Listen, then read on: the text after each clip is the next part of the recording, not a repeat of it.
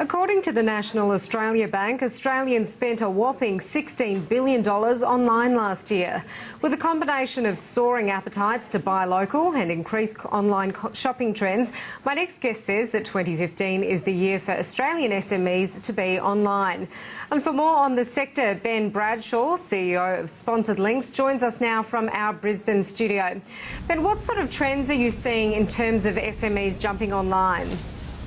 Yeah, we're seeing massive, just a massive growth in the area overall. There's more and more people shopping even domestically. In fact, last year, out of the $16 million spent, 75% of it was spent, locally in Australia. So the big thing we're seeing here is that there's a 12% trend or annual growth rate, and it's really coming from the mobile boom that we're seeing. Last year there was a 90% uptake in mobile phones. So there's a number of factors sort of contributing, but it's really the perfect storm.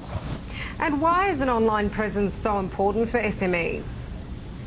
Well, if you're not online, you're really missing out. It's as simple as that. And, the real message here is that we're seeing this huge sort of trend in terms of consumption of the internet. The way we consume the internet now is completely changing. We're using it in a passive state on a tablet, on a mobile.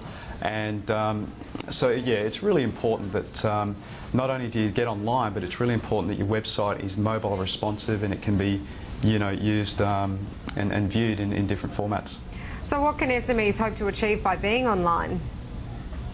Well, the big thing obviously is the revenue. Out of that $16 billion, only around 6.9% of that represents the total shopping dollars. So it really is being in the right place at the right time. And the growth rate we saw, in fact, last year, Google's biggest growth was Google Shopping at 58%.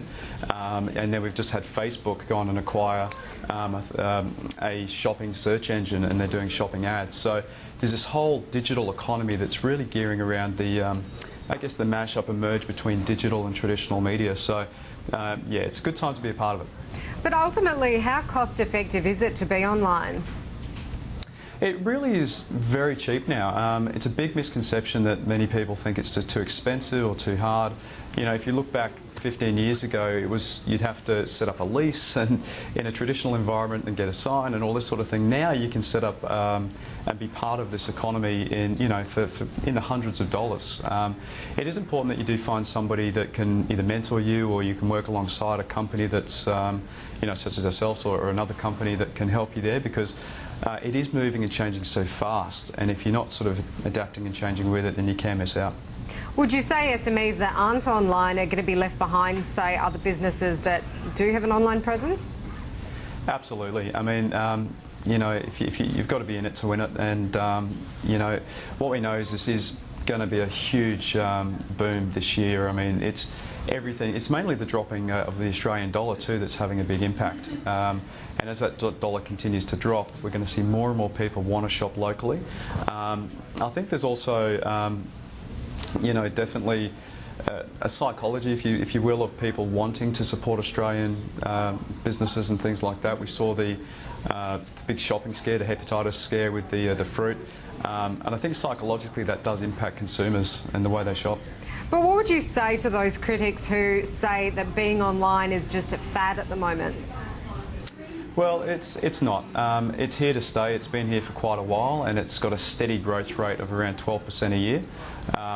In some categories and different verticals of that, they're growing in the 20s and 30% per year annually. So, bottom line, it's not. If you look at Woolworths figures that they've just released just recently, a lot of that was on the back of them adopting an online strategy and click-to-collect type stuff, and mobile groceries and deliveries and things like that. So it's not here to stay, but it's the traditional businesses or the businesses that aren't doing it basically just adopting it to be part of it. And just finally, Ben, can any type of SME develop an online presence, or is this more beneficial for sales-based business models? There's if you fish where the fish are, so anybody can be online. If you're a traditional, so if you're a plumber, for example, people are using Google obviously to search. And if you're online shopping, if you're an e-commerce store, then obviously making sure that your site's mobile and making sure that it can be read on every device is an essential now. Ben, thanks very much for joining us. Good to chat to you. My pleasure.